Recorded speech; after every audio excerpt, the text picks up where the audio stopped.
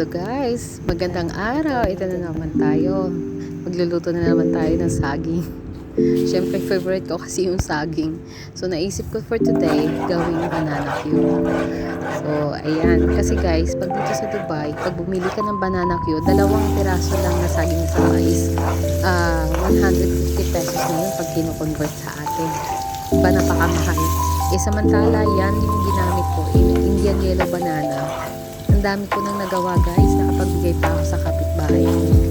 Akalain mo yun. Tsaka ang sarap pa kasi syempre fresh lutong bahay. Mainit. Iba pa rin talaga yung paggawa mo.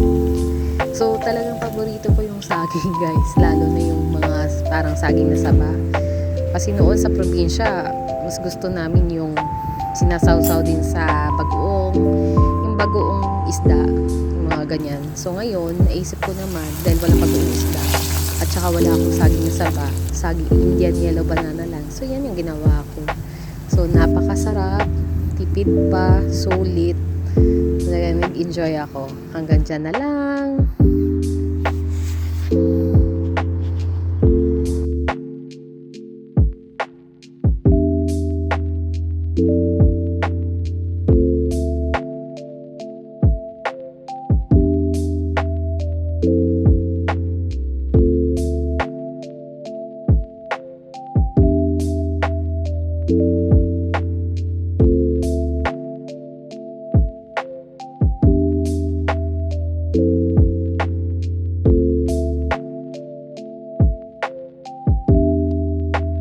Thank you.